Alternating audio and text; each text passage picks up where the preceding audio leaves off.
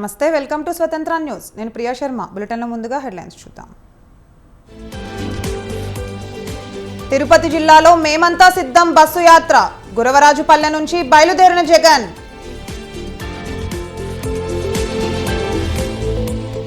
రెండో రోజు కొనసాగుతున్న పెన్షన్ల పంపిణీ, పలు చోట్ల లబ్ధిదారులకు ఇబ్బందులు.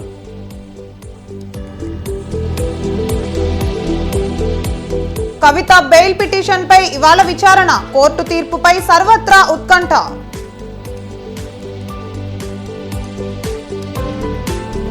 శిథిలాలు తొలగిస్తూ ఉండగా మరో మృతదేహం లభ్యం. సంగారెడ్డి పేలుడు ఘటనపై స్థానికుల ఆగ్రహం. కొమరం భీం జిల్లాలోకి రంగంలోకి అటవీశాఖ అధికారులు. ఏనుగును అడవిలోకి తరలించేందుకు ప్రయత్నం.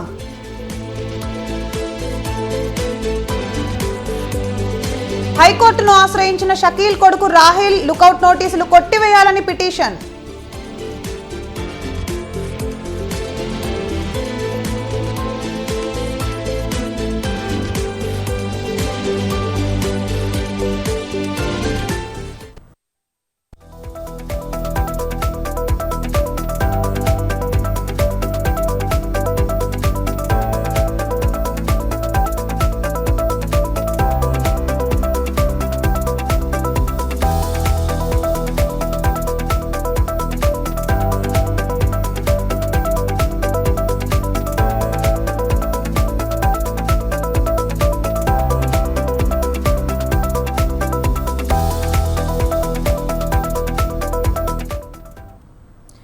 బ్రేకింగ్ న్యూస్ చూస్తున్నాం. తాగునీటి సరఫరాపై కృష్ణా రివర్ మేనేజ్మెంట్ బోర్డు నిర్వహించాలనుకున్న త్రిసభ్య కమిటీ సమావేశం వాయిదా పడింది. ఇవాళ జరిగే సమావేశానికి హాజరు కావాల్సిందిగా తెలంగాణ, ఏపీ ప్రభుత్వాలకు కేఆర్ఎంబీ లేఖ రాసింది. అయితే ఈ సమావేశానికి హాజరు కాలేమని రెండు రాష్ట్రాలు కేఆర్ఎంబీకి లెటర్లు రాశాయి. తెలంగాణ ఈఎన్సీ లీవ్లో ఉండడంతో సమావేశానికి హాజరు కాలేమని లేఖ రాసినట్లు సమాచారం. తెలంగాణ హాజరు కాకపోవడంతో తాము కూడా సమావేశానికి అటెండ్ కావడం లేదని కేఆర్ఎంబీకి ఏపీ కూడా లేఖ రాసినట్లు తెలుస్తోంది. రెండు రాష్ట్రాలు రాసిన లేఖలపై కేంద్ర జలశక్తి శాఖకు కేఆర్ఎంబీ లెటర్ రాయనున్నట్లు తెలుస్తోంది.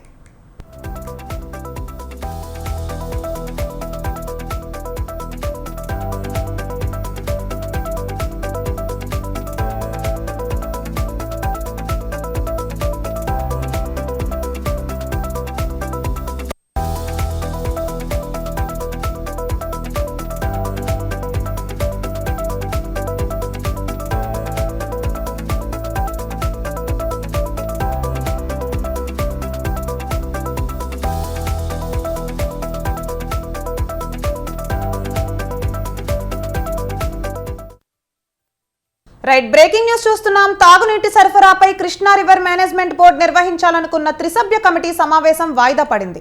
ఇవాళ జరిగే సమావేశానికి హాజరు కావాల్సిందిగా తెలంగాణ, ఏపీ ప్రభుత్వాలకు కేఆర్ఎంబీ లేఖ రాసింది. అయితే సమావేశానికి హాజరు కాలేమని రెండు రాష్ట్రాలు కేఆర్ఎంబీలు లెటర్లు రాశాయి. తెలంగాణ ఈఎన్సీ లీవ్లో ఉండడంతో సమావేశానికి హాజరు కాలేమని లేఖ రాసినట్లు సమాచారం. తెలంగాణ హాజరు కాకపోతూ ఉండడంతో తాము కూడా సమావేశానికి అటెండ్ కావడం లేదని కేఆర్ఎంబీకి ఏపీ కూడా లేఖ రాసినట్లు తెలుస్తోంది. రెండు రాష్ట్రాలు రాసిన లేఖలపై కేంద్ర జలశక్తి శాఖకు కేఆర్ఎంబీ లెటర్ రాయనున్నట్లు తెలుస్తోంది. అయితే ఇదే అంశంపై మరింత సమాచారం మా ప్రతినిధి రాజు ఫోన్ లైన్లో అందిస్తారు. రాజు, చెప్పండి, ఈ రోజు జరగాల్సిన కేఆర్ఎంబీ సమావేశం అయితే వాయిదా పడింది. దానిపైన పూర్తి అప్డేట్స్ ఏంటి? ఇవాళ కృష్ణా నది యాజమాన్య బోర్డు త్రిసభ్య కమిటీ సమావేశం జరుగుతుంది. అయితే రెండు తెలుగు రాష్ట్రాలకు సంబంధించినటువంటి ఈఎన్సీలు మేము హాజరు కాలేమో ఇవాళ జరిగేటటువంటి సమావేశానికి అని తెలుసుకోవడంతో చేసేదేమీ లేక ఈ కేఆర్ఎంబీ సమావేశాన్ని కూడా వాయిదా వేసింది. ముఖ్యంగా ఇటు నాగార్జున సాగర్ అలాగే శ్రీశైలంలో ఉన్నటువంటి నీటి నిల్వలు తగ్గిపోతున్న నేపథ్యంలో ఈ యొక్క సమావేశం ప్రాధాన్యత సంతరించుకుంది. ముఖ్యంగా ఇప్పటికే రెండు తెలుగు రాష్ట్రాలకు కేటాయింపుల చూస్తే 45 టీఎంసీలు ఆంధ్రాకి, 35 టీఎంసీలు తెలంగాణలకు కేటాయింపులు జరిగాయి.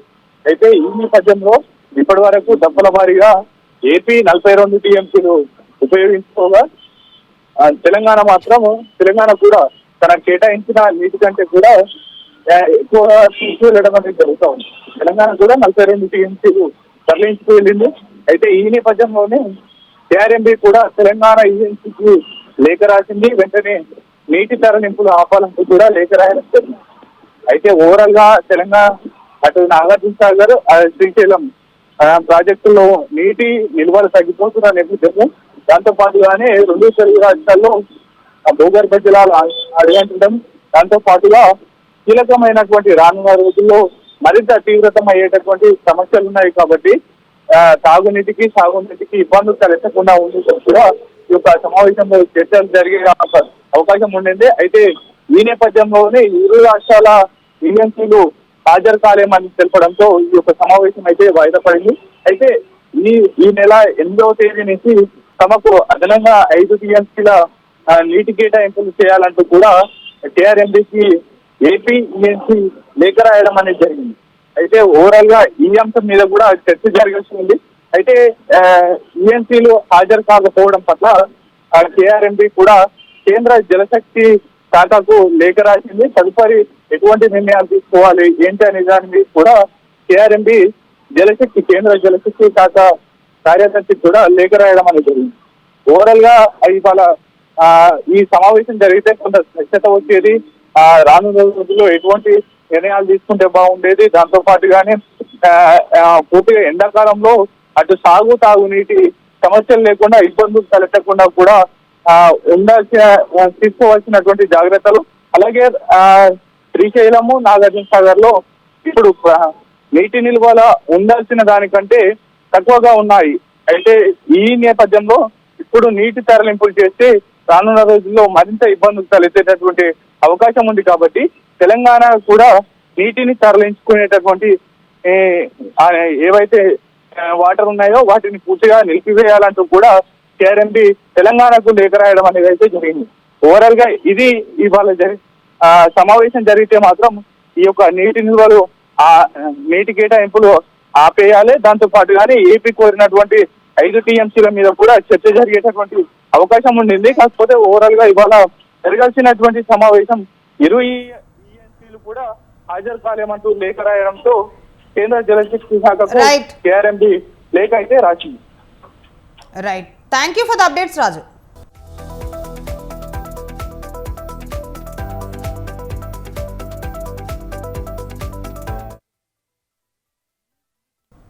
హెచ్ఎండిఏ మాజీ డైరెక్టర్ శివబాలకృష్ణ కేసులో కీలక పరిణామం చోటు చేసుకుంది. హెచ్ఎండిఏ మాజీ డైరెక్టర్ శివబాలకృష్ణ చెంచల్గూడ జైలు నుంచి రిలీజ్ అయ్యారు. నాంపల్లి ఏసీబీ కోర్టు షరతులతో కూడిన బెయిల్ హెచ్ఎండిఏ మాజీ డైరెక్టర్ శివబాలకృష్ణకు మంజూరు చేసింది.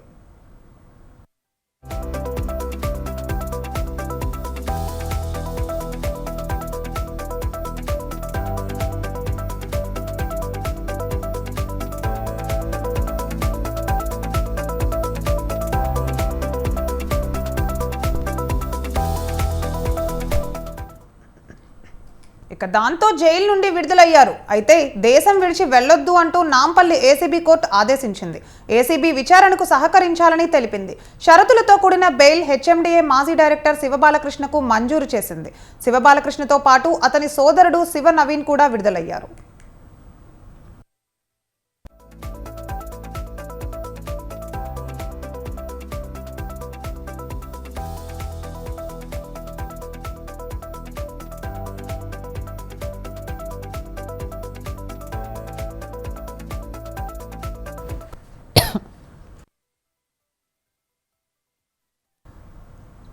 రైట్, బ్రేకింగ్ న్యూస్ చూస్తున్నాం. హెచ్ఎండిఏ మాజీ డైరెక్టర్ శివబాలకృష్ణ కేసులో కీలక పరిణామం చోటు చేసుకుంది.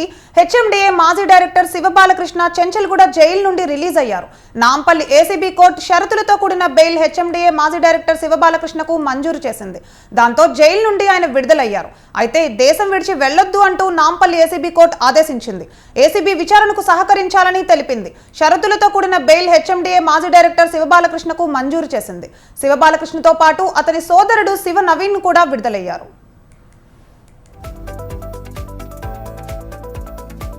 మాజీ ఎమ్మెల్యే షకీల్ కొడుకు రాహేల్ హైకోర్టును ఆశ్రయించాడు.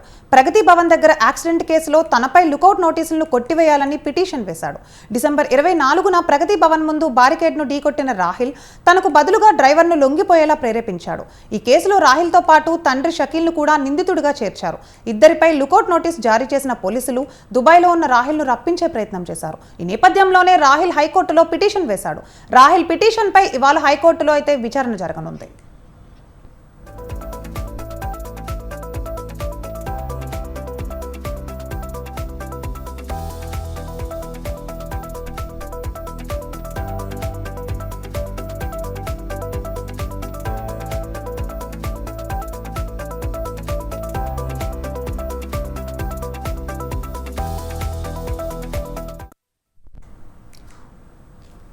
రైట్, బ్రేకింగ్ న్యూస్ చూస్తున్నాం. మాజీ ఎమ్మెల్యే షకీల్ కొడుకు రాహేల్ అయితే హైకోర్టును ఆశ్రయించాడు. ప్రగతి భవన్ దగ్గర యాక్సిడెంట్ కేసులో తనపై లుకౌట్ నోటీసులను కొట్టివేయాలని పిటిషన్ వేశాడు. డిసెంబర్ 24న ప్రగతి భవన్ ముందు బారికేడ్ను ఢీకొట్టిన రాహేల్ తనకు బదులుగా డ్రైవర్ను లొంగిపోయేలా ప్రేరేపించాడు. ఈ కేసులో రాహేల్తో పాటు తండ్రి షకీల్ను కూడా నిందితుడిగా చేర్చారు. ఇద్దరిపై లుకౌట్ నోటీస్ జారీ చేసిన పోలీసులు దుబాయ్లో ఉన్న రాహేల్ను రప్పించే ప్రయత్నం చేశారు. ఈ నేపథ్యంలోనే రాహేల్ హైకోర్టులో పిటిషన్ వేశాడు. రాహేల్ పిటిషన్పై ఇవాళ హైకోర్టులో అయితే విచారణ జరగనుంది. రైట్, ఇక ఇదే అంశంపై మరింత సమాచారం మా ప్రతినిధి ఉషా ఫోన్ లైన్లో అందిస్తారు. ఉషా, చెప్పండి, షకీల్ కొడుకు రాహేల్ అయితే హైకోర్టును ఆశ్రయించాడు. తనపై ఉన్న లుకౌట్ నోటీసును కొట్టివేయాలని హైకోర్టును ఆశ్రయించాడు. దానిపైన పూర్తి అప్డేట్స్ ఏంటి? ప్రియ బోధన్ మాజీ ఎమ్మెల్యే షకీల్ కొడుకు రాహేల్ లుకౌట్ నోటీస్ కి సంబంధించి హైకోర్టులో పిటిషన్ దాఖలు చేస్తున్నారు. దీనికి సంబంధించి ఏదైతే ప్రజాభవన్ వద్ద ఉన్నటువంటి బారికేడ్స్ అని ఏదైతే ర్యాష్ డ్రైవింగ్ ద్వారా తను ధ్వంసం చేసినటువంటి ఘటనలో పోలీసులు అతని మీద లుకౌట్ నోటీస్ ఇచ్చారు. ఇప్పటికే ఆ ఘటనలో పోలీసులు కూడా విధుల నుంచి తప్పించారు పంజాగుట్ట రెస్టారెంట్ ఇచ్చేసి. దీనికి సంబంధించి పూర్తిగా లుకౌట్ నోటీస్ ఇచ్చి అతను స్పందిస్తూ అతను ఈ సంఘటన జరిగిన వెంటనే దుబాయ్ పారిపోయినట్టుగా తెలుస్తోంది. వెంటనే అతని తండ్రికి కూడా లుకౌట్ నోటీసులు జారీ చేశారు. అయితే ఇతనికి సహకరించారు, అలాగే అక్కడ ఉన్నటువంటి ఎస్ఐలను కూడా ఇతను ప్రలోభ పెట్టారు అన్న కోణంలో మొత్తం వీరిద్దరికి తండ్రి కొడుకులు ఇద్దరికి కూడా లుకౌట్ నోటీసులు అయితే జారీ చేశారు. ఇద్దరిపై లుకౌట్ నోటీసులు జారీ చేసినటువంటి తాను పోలీసులతో సహకరించడానికి సిద్ధంగా ఉన్నాను. రాత్రి వేళ కావడంతో ఆ బారికేడ్స్ కి సంబంధించినటువంటి సిగ్నలింగ్ వ్యవస్థలో పోలీసుల వైఫల్యం ఎక్కువగా ఉంది అనుకోవడంలో తాను తన తప్పును కప్పిస్తున్న నేపథ్యంలోనే అతను కూడా ఆ నోటీసులో పేర్కొన్నది. మొత్తంగా చూస్తున్నట్టయితే అక్కడ బారికేడ్స్ ఉన్నటువంటి సిగ్నలింగ్ ఏదైతే ఉందో దాని వైఫల్యంగానే 3 నెలల నుండి దుబాయ్ లోనే ఉన్నాను అన్న కోణంలోనే రాహేల్ పేర్కొనడం జరిగింది. మరోవైపు రాహేల్ ఈ కేసు మొత్తాన్ని కూడా డైవర్ట్ చేసే విషయంలో అతని డ్రైవర్ ఎవరైతే ఉన్నారో అతన్ని ఈ ర్యాష్ డ్రైవింగ్ చేసినట్టుగా కూడా ఏదైతే పోలీసులు అతను ప్రొడ్యూస్ చేశాడు. కాబట్టి మొత్తం మీద ఇతని మీద పలు సెక్షన్ల కింద అయితే పోలీసులు కేసు నమోదు చేశారు. ఈ సంఘటన మొత్తానికి సంబంధించి కూడా ఇప్పటికే కోర్టు జ్యుడిషియరీ అండర్టేకింగ్ లో ఉంది. కాబట్టి దీనికి సంబంధించి రిపోర్ట్ నోటీసులు స్పందిస్తూ అతను మరోసారి అయితే పిటిషన్ దాఖలు చేస్తున్నట్టుగా తెలుస్తుంది. పోలీసులకు పూర్తి స్థాయిలో సహకరిస్తాను, లుకౌట్ నోటీసులకు సంబంధించి మాత్రము తనని ఎటువంటి అరెస్ట్ చేయకూడదు అన్న కోణంలోనే అతను పేర్కొనడం జరిగింది. ప్రియా,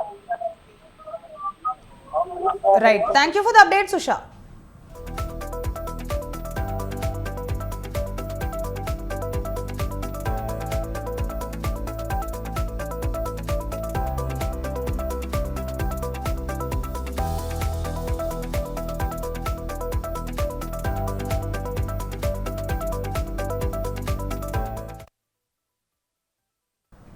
ఫోన్ ట్యాపింగ్ కేసులో దర్యాప్తు ముమ్మరం చేశారు పోలీసులు. ఇవాళ మాజీ డీసీపీ రాధాకిషన్ రావును పోలీస్ కస్టడీకి తీసుకుని విచారించనున్నారు.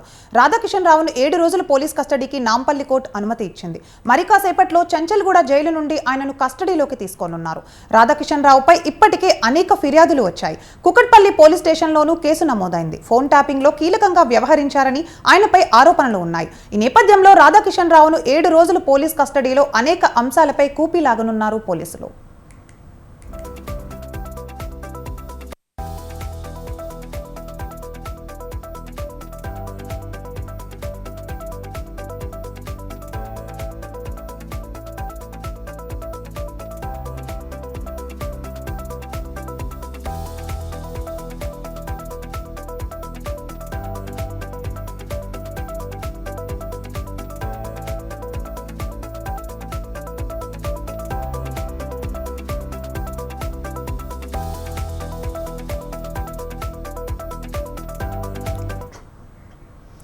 రైట్, బ్రేకింగ్ న్యూస్ చూస్తున్నాం. ఫోన్ ట్యాపింగ్ కేసులో దర్యాప్తు ముమ్మరం చేశారు పోలీసులు. ఇవాళ మాజీ డీసీపీ రాధాకిషన్ రావును పోలీస్ కస్టడీకి తీసుకుని విచారించనున్నారు.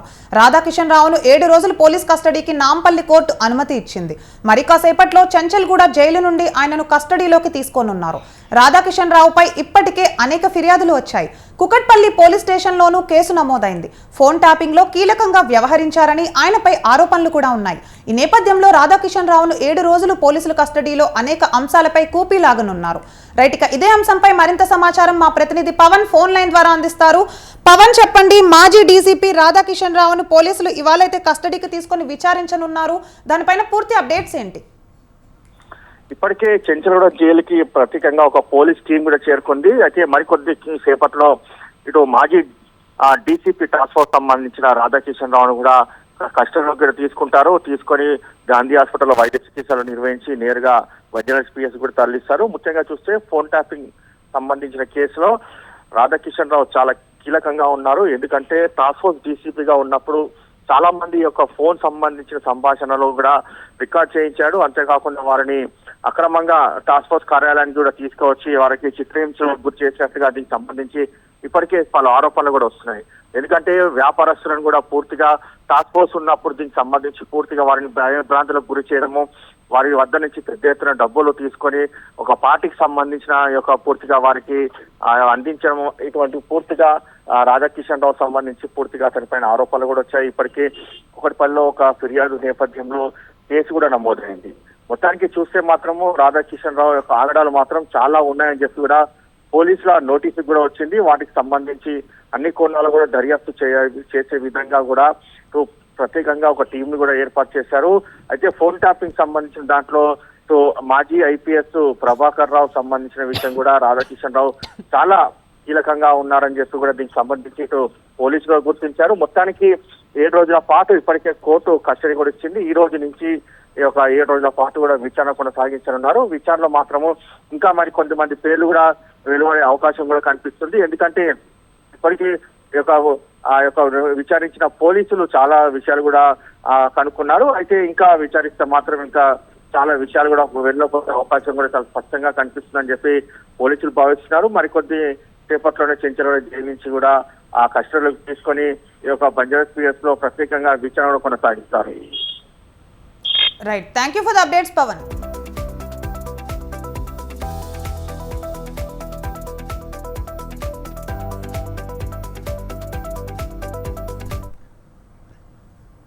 ఫోన్ ట్యాపింగ్ వ్యవహారం తెలంగాణ రాజకీయాల్లో ప్రకంపనలు రేపుతోంది. బీఆర్ఎస్ నేతలపై కాంగ్రెస్ తీవ్ర స్థాయిలో ఆరోపణలు చేస్తుంటే మాకేం సంబంధం లేకుండా కుట్రపూరితంగా వ్యవహరిస్తున్నారని గులాబీ నేతలు మండిపడుతున్నారు. మరోపక్క దోషులను పక్కన పెట్టే ప్రయత్నం చేస్తున్నారని రేవంత్ సర్కార్పై కమలనాథులు సీరియస్ అవుతున్నారు. ఇంతకీ ఎవరి మాటల్లో ఎంత వాస్తవం ఉంది? ఈ వ్యవహారం వెనుక అసలు సూత్రధారి ఎవరు అన్నది రాష్ట్ర రాజకీయాల్లో హాట్ టాపిక్ గా మారింది.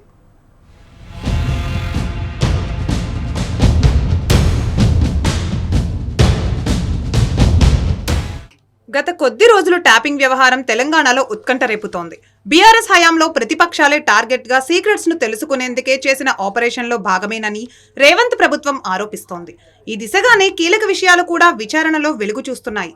ఇప్పుడు ఈ వ్యవహారం కేటీఆర్ చుట్టూ తిరుగుతోంది.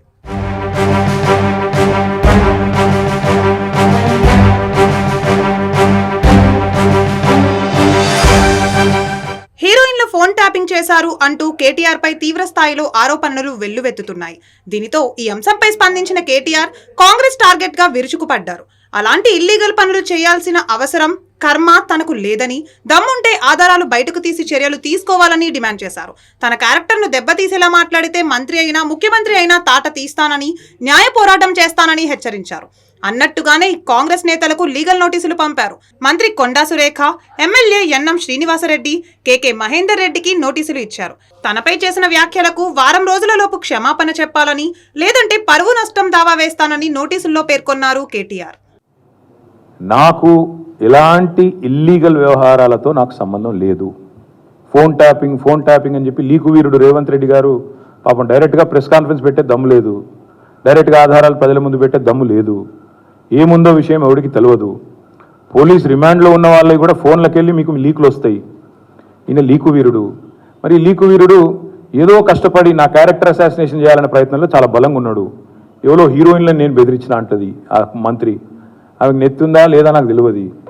నాకు అంత కర్మ ఏంది, నాకు ఈ దిక్కుమాలిన పనులు చేయాల్సిన పరిస్థితి ఏంది, నాకు ఎలాంటి ఫోన్ ట్యాపింగ్ వ్యవహారంతో నాకు ఎలాంటి సంబంధము లేదు. ఈ అడ్డమైన మాటలు ఎవరైనా మాట్లాడితే, చెత్త మాటలు ఎవరైనా మాట్లాడితే వారు మంత్రి అయినా ముఖ్యమంత్రి అయినా తాట తీస్తాము, లీగల్గానే చూసుకుంటాం. తాట తీస్తామంటే మళ్ళీ మీరు ఇదే యూట్యూబ్లో తమ్మునీళ్ళు పెట్టి తాట తీస్తామన్నాడు ఈయనకు అహంకారం ఎక్కువ అని చూపెడకూరి. అదే వినండి, తొందరపడకండి. తప్పకుండా లీగల్గానే ఎదుర్కొంటాం, న్యాయపరంగానే ఎదుర్కొంటాం. ఇక ఇదే అంశంపైన స్పందించారు బీజేపీ సీనియర్ నేత ఎంపీ లక్ష్మణ్. అసలు దోషులను తప్పించే ప్రయత్నం చేస్తోందని రేవంత్ సర్కార్పై మండిపడ్డారు. దేశ భద్రత, వ్యక్తుల భద్రత, స్వేచ్ఛను హరించేలా ట్యాపింగ్ తతంగం నడిచిందని ఆగ్రహం వ్యక్తం చేశారు. రేవంత్ కు చిత్తశుద్ధి ఉంటే సీబీఐతో విచారణ జరిపించాలని డిమాండ్ చేశారు. దీనిపై గవర్నర్ను కలిసి ఫిర్యాదు చేస్తామని తెలిపారు. రేవంత్ రెడ్డి గారికి అదే విజ్ఞప్తి చేస్తూ సిబిఐ దర్యాప్తు చేస్తే ఎవరు అందులో దోషులు, ఎవరు పాత్రదారులు, ఎవరు సూత్రం తేలిపోతుంది. అందుకనే అసలు విషయాలు బయటికి రావాలంటే సిబిఐ దర్యాప్తు జరగాల్సిందే. ఇవాళ వార్తలు ఏవైతే పబ్లిక్ డిమాండ్లు వస్తున్నాయో విచారణ సందర్భంగా విచిత్రకరమైనటువంటి, ఆశ్చర్యకరమైనటువంటి, జుగుప్సాకరమైనటువంటి మరి విషయాలు వెలుగులోకి వస్తున్నాయి. ఇంత దిగజారుడు చర్యలకు మరి కొంతమంది పాల్పడ్డారంటే దానికి బాధ్యులు ఎవరో, బాధ్యులందరినీ కూడా ఖచ్చితంగా మరి గుర్తించాల్సిన బాధ్యత ఈ ప్రభుత్వం ఉంది. ప్రభుత్వం అందుకనే నిష్పక్షపాతికంగా జరగాలంటే సిబిఐ ఎంక్వైరీ జరగాల్సిందే. పార్లమెంట్ ఎన్నికల వేళ ట్యాపింగ్ వ్యవహారం రాజకీయ నేతలకు అస్త్రంగా మారింది. ఎవరికి వారు తీవ్ర స్థాయిలో పక్క పార్టీలో విరుచుకుపడుతున్నారు. మరి ట్యాపింగ్ సీక్రెట్ వెనుక ఉన్న సూత్రధారులు ఎవరు? కాంగ్రెస్, బీజేపీ ఆరోపిస్తున్నట్లు బీఆర్ఎస్ కుట్రలేనా, లేదంటే ఇంకో కోణం ఏమైనా దాగి ఉందా అన్నది తెలియాలంటే పూర్తి విచారణ వరకు వేచి చూడాల్సిందే.